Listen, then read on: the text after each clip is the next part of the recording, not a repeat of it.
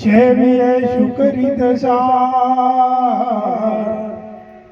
સાર સ્વરૂપ સતગુરુ હે વંદિયે વારંવાર તો ગુરુ ચરણમાં ગુણ ગણા પ્રેમ નમાવુષી વચન ઉચરે અમી ધરે હે ગુરુ નામ કરે બગશી તો નામ કરે બગ વિનંતી આવા શ્લોકો તમારા કિસ્મતમાં હોભળવા નથી. આપણે શ્લોકો ઘેર ઘેરા બોલતા છે હજી તો મોટા મોટું ગાલી વાતો કરે ભાડો કે આજે ટેમ મળ્યો મારો જોર ભાગે કોઈ જો હરમવાળા થતો નથી. આ શ્લોક તમારી જિંદગી તમને નહીં અપનાય અને અપનાય ને તો આપણા બાળ ગોપાળમાં બીજો આનંદ આવે છે. માટે સંતોષ શું કે વફળો પહેલા ઘરનો બળાપો છોડી બોલો હોય તો ભજન કરવા. હવે અમે કોઈ કહેવાનું નથી કાં તો થોડું એવું લાગે કે આ તો અમને કહેવાય પણ અમે અમલ કહેવાય એટલે અમને ચિંતા થાય છે કે અમારે કેટલી શાંતિ છે ને તમારે કેટલી બળતરા છે. એટલે આજનો યોગ અમારે પરમ પૂજ્ય વંદનીય એવા બાબુરામજી મહારાજે આ હરિગુરુ સંતોને તેડી અને એમના પિતાશ્રી અને એમની માતુશ્રીની જે નિર્વાણ તિથિ નિમિત્તે આવું એક આયોજન રાખી અને એમના સદગુરુ મહારાજ પૂજ્ય જબામા મહારાજ જેનું અધિષ્ઠાન પદ છે અને એવા અમારે પરમ પૂજ્ય રમજીરામ મહારાજ, ભૂપતરામ મહારાજ, અમારે જેકુરામ મહારાજ, કૈલાસરામ મહારાજ, અમારે છગનરામ મહારાજ, અમારે સંત માતાઓ આ હરિગુરુ સંતો ભક્તો વધારી જે અરસપર સંતો દર્શનનો લાભ આપ્યો છે તે બદલ આપ સૌને કોટી વંદન. વિશેષમાં મહાપુરુષે એક સુંદર વાત કરી છે. હમણાં ઉભા રહેતો ઘણી વાર. હા એ સખી આજની ઘડી છે રળિયા બની રે સખી આજની ઘડી છે રળિયા બની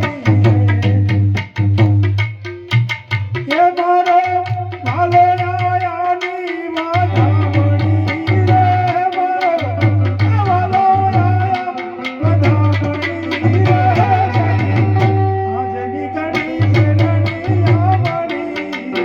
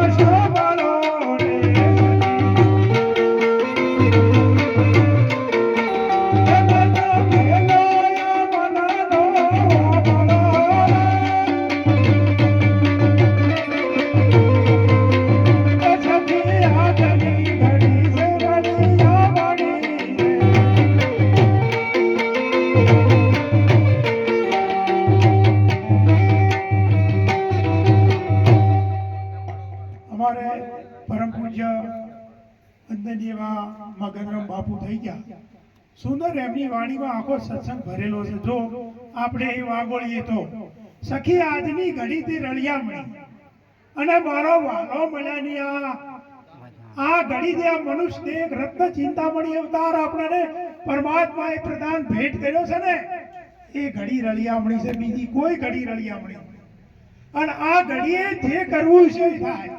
પ્રભુનું ભજન આ ઘડીએ થશે, આત્માની ઓળખાણ આ ઘડીએ થશે અને કદાચ આ ઘડીએ તમારે જેવું બનવું એવું બનાશે.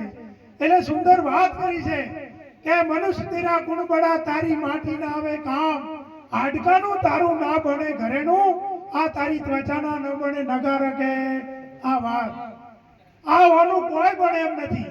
પણ જો સુંદર વાત કરી તુલસીદાસ કે પશુ કી પનિયા બને નરકા કુછ ન હોય, અરે જો નર એસી કરણી કરે તો નરકા નારાયણ હોય ને. આ જુઓ હોય ને રોજ હોમય થાય છે, કોઈની આરતી ઉતરે છે અને હોય ને લોકો ઓમ પથરાઈને ઘેર લઈ જાય છે અને મારા જીવનનો કોઈ સકાને ગોમય નથી લેતા. આ એ મોણોનો અવતાર છે અને આ બેઠા એ મોણોનો અવતાર છે. આ એ પંચમહાભૂતનું શરીર છે અને આપણા ડોહા એ પંચમહાભૂતના શરીરમાં જન્મ્યા હતા. એમને એમની માની કુખેથી જન્મ લીધો અને ઓયને એમની માની કુખેથી જન્મ લીધો છે. ઓયના ડંકા વાગી છે અને પેલાના મોહણીએ ગળી કે કોઈ યાદ કરતું. એટલા માટે મનુષ્ય એક આપણને પ્રભુએ આપ્યો છે, તો મનુષ્ય એના આમાં આપણે શું ખાવાનું, શું પીવાનું અને આ શરીરમાં આપણે શું નાખવાનું, આપણી વાણી પણ કેવી હોવી જોઈએ, એ પણ આવા હરિગુરુ સંતો પાસે જઈએ તો એ આપણને એ રીત શીખવા મળે. એટલે નિરોધ બાપુએ કીધું છે કે મનુષ્ય થયો હરિનું નામ ના જાણ્યું, અરે પશુના તોલે તો કહીએ તો કહેવાય છે. કદાચ પેલા ચાર પગ વાળા કરતે તો એમ ખરેખર આ પરમાત્માએ આપણને વિશેષ બુદ્ધિ આપી છે અને એ બુદ્ધિનો ઉપયોગ કરે મોણા વિમાન ઉડાડે છે. મોણા હોય છે બેઠા બેઠો તમે અમેરિકામાં વાતો કરો, જોવા આજે મોબાઈલ જેવો સુંદર કાઢ્યો છે કે આમાં તમારે જે જોઈતું છે એવું મળી જાય છે. આ માણસે કર્યું છે. પણ કદાચ જો માણસ એવો કર્મ કરે તો ખરેખર કેટલા કદાચ રોડ ઉપર એક આધા પડ્યા છે, હજી ઘરના નિયમ નહીં પાડે. આ એ માણસ છે. એટલા માટે મનુષ્યનો અવતાર મળ્યો છે. હું કોણ છું, હરિ કેવા છે અને આ ઘડી એક આપણને પરમાત્માએ આપી છે, તો આ ઘડીએ હરિને ઓળખવાના છે. અને જ્યારે આ ઘડી સદગુરુ મહારાજની જ્યારે પ્રાપ્તિ થશે ને, તારોમાં પરમાત્મા કયો છે એ જ્યારે પરમાત્માની ગુરુ મહારાજ ઓળખાણ કરાવશે ને, તારે આપણને આનંદ આવે. આપણે જ્યારે દિવાળીમાં અત્યારે તો બધે ટાઈસો ને એવું બધું થઈ ગયું છે એટલે કોઈ લેપણ કરવા જાતું લેતું નથી માટી ખોદવા. પણ પહેલા અમારા રેલવે સ્ટેશન આપણે પેલી ફેક્ટરી ને ફૂટી ગઈ એ બાજુ મોટી ખાઈ હતી, એટલે એવડા જાતા માટી લેવા. એટલે બે બહેનો માટી લેવા જ્યાં અને ગડપ આમ લટીરી હતી અને મોય બેઠી બેઠી બે બહેનો માટી ખોદતી હતી.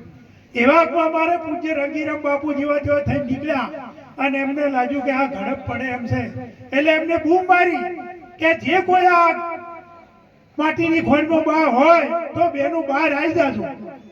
અને તરત એમનો અવાજ સાંભળીને બહાર આવ્યા અને ધડામ દઈને ગડપ પડી. અને ગડપ પડી એટલે પેલા બે બહેનો હતી બાપુના પગે પડી ગયો. અમારા હો ભાગ્ય બાપુ, આજ તમે અમને જો ટવકો પાડી બૂમ પાડી ના બોલાયા હોત તો અમે બે દેરની જેઠણી આ માટીની ખોળીમાં હોત.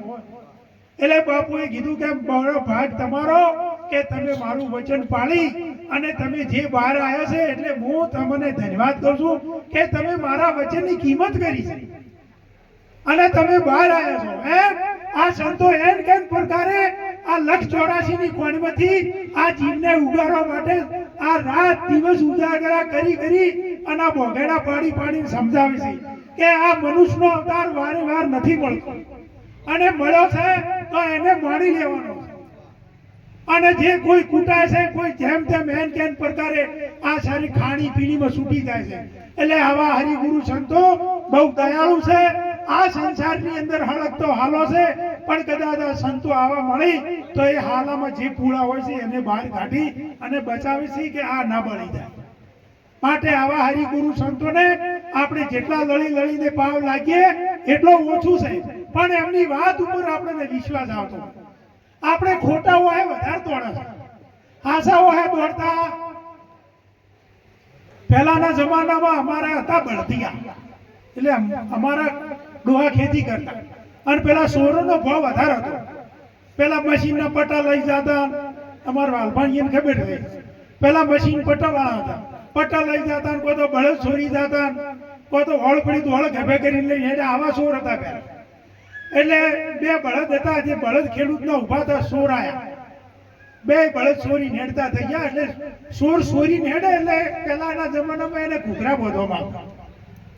એટલે ઘૂઘરા પેલા સોર પાકા હતા, ઘૂઘરા હતા લઈને પગે બોધ્યા પરા. અને 4 સોર હતા, 2 સોર આથમણા લઈને હેડ્યા બળદિયા, અને 2 સોર હતા ને પગે ઘૂઘરા બોધીને ઉગમ આથમણા તોડ્યા. એટલે પેલા અમારા જેવા જાજી ગયા એટલે કે સોર નક્કી મારા વાળા બળદ સોરી જોઈ છે એટલે ઉગમણા ઉડવાનું ચાલુ કર્યું. પેલા સોર પગે ઘૂઘરા બોધીને ઉડ્યા હતા ઉગમણા એમ ના હોય. અને આ પેલા આથમણા ભાગનો સોર લઈ જતા હતા બળદ. એટલે પેલા તો પેલા જમન હતા ઉડ્યા તૂટી ગયા. પણ પેલા એ વાત વળી એટલે એક અમારે જેકુભાઈ જેવા બેઠા હતા. મહારાજ કે શું કહું આટલા ઉડો છો ભાઈ, કે એવું લાગે છે કે બળદિયા ઓળખ. એટલે કે બળદ આવા ના ઉડે, આ ઉડવાના અવાજ અલગ છે, આ ઘૂઘરા અલગ વાગે છે, ખણન ખણન ખણન. બળદ 4 પગે ઉડે એટલે આવા ઘૂઘરા ખગડે. આ તમે ખોટા તોડો છો. ત્યાં બળદ જોઈશે વવળા આથમણા લઈ. એટલે કે મારા વાલા હવે કોણ કે બળદ ઓમ ઉડ્યા છે, આ તો બીજા સોર બોધી જોઈશે પગે ઘૂઘરા. એટલે આપણે બીજે ઉડે છે. કોતો ઓમ રડું તો વાળા, કોતો દ્વારકા વાળા, કોતો ઘૂંઘના મેળામાં, કોતો ઓમ જોશન, કોતો ઓમ થેસલ. એના હાથે આત્મા પરમાથી ઓળખાણ થશે. પણ સત્યને ઓળખો, અને જ્યાં સુધી સત્યને નહીં ઓળખો તો આમાં ભગવાન બેઠો છે એની ઓળખાણ થશે. આપણે બધા ખોટા ઉડું કરી જશે.